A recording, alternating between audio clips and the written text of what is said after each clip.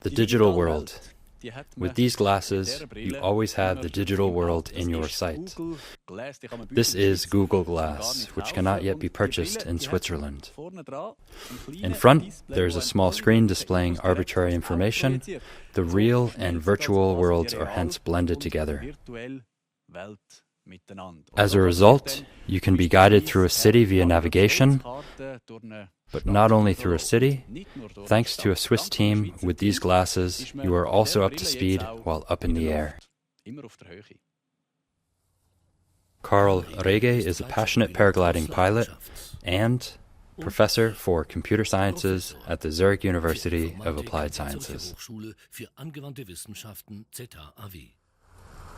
Okay, Ross, let's go gliding. With voice and touch, Rege controls the computer in the glass. A map appears on the mini-screen. The professor tests the software aimed to make paragliding safer. Here we have the so-called head-up display. Information that is required in flight is projected in the view of the pilot. Firstly, flight information is displayed, your motion in the air. Secondly, you see the obstacles which cannot be seen. In flight, you receive warnings accordingly. The glass projects a small image in the upper right corner of view. On the mini-screen, arbitrary information can be displayed.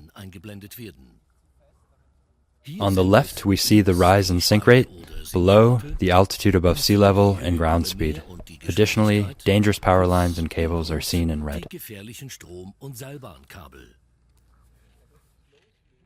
Today's test flights are performed together with Geber Casey, a paragliding instructor and acro pilot. He ensures safety during the flights near the power lines.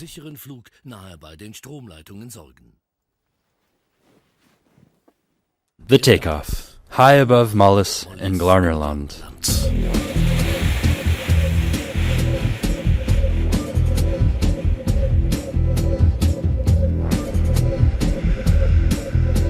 Karl Rege and paragliding instructor Casey's goal, they want to approach the power lines as closely as possible and test how well the glass warns them. Warning, power line less than 200 meters away at 12 o'clock.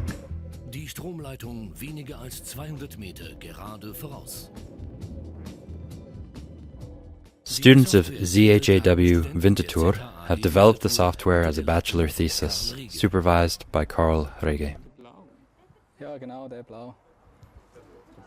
Eine Herausforderung ist das Timing der Warnungen. The challenge is the timing of the warnings. Actually, the problem is, if the device warns too often, then the pilot might switch it off. Otherwise, if it warns too little, it becomes dangerous. An accident might happen. These are the questions to be answered during the test flights. When do we have to warn, and when does the pilot think it's dangerous? Extreme dangerous, power line less than 50 meters away at 3 o'clock. Die Stromleitung weniger als 50 Meter entfernt auf der rechten Seite. The software identifies the actual position on the map. The map is continuously lined up in the direction of flight. Die Software richtet die Karte ständig neu in Flugrichtung aus. Power lines and cables are seen in red. If approaching them too closely, glass warns orally. These cables are dangerous, and collisions are quite common. Because paragliding accidents don't have to be reported, concrete numbers are not available. The fact is that in the last 5 years, there have been 3 fatal collisions. And rescues are difficult and complex. A film for training and information purposes shows this. Because helicopters generate a strong downwash, the pilot cannot just be picked up with a winch. The risk of the paraglider pilot is that due to the downwash of the helicopter, the canopy is inflated and detached from the cable. We also do not know what condition the paraglider's cords are in because they rub on the steel cables. These are certainly the major risks for the paraglider. Therefore, a rescue specialist has to be brought into action.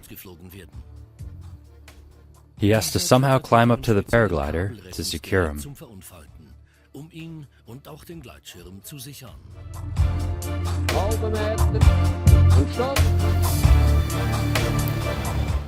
Only afterwards can the paraglider and the rescue specialist be flown out attached to the winch.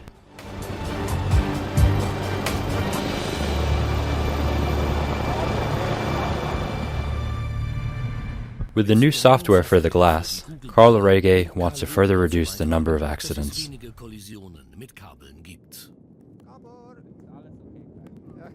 Extreme dangerous. Power line less than 50 meters away.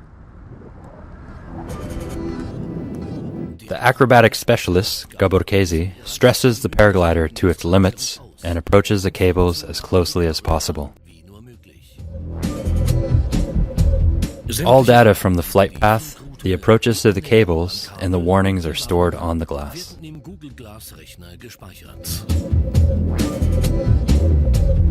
For the test flight, for safety reasons, the researchers have selected a day with clear sight in a well-known area. This is not always the case while paragliding, and not all cables are as visible as the power lines in Mollis. Ist gut gewesen? Ja, super. Hat eigentlich alles funktioniert. Super. The power lines are rather thick, and you see the pylons in between. But the cable for forestry or mountain agriculture are not that obvious, and there are no pylons. They are hence much more dangerous. Additionally, many pilots do cross-country flying, long distances, and they cannot memorize all the obstacles. They hence require a device that indicates the obstacles. The test flight data can be interpreted immediately by the students and their professor. They transfer the data from the glass to the laptop and can determine the exact distance between paraglider and power lines. Although the glass is not yet available in Europe, this caused no problems for the cooperation with Google. The professor has chosen an unconventional path. First, there was no official cooperation at all. We organized the glass through a US contact, but meanwhile, we told Google what we are doing, and they are also very enthusiastic. The Google folks like what we've done, and they fully support us now. Karl Rege and Gaborkesi start their second flight. The flying professor is already thinking about the next apps to support paraglider pilots. Aircraft radio via the glass, and live data of thermals and thunderstorms.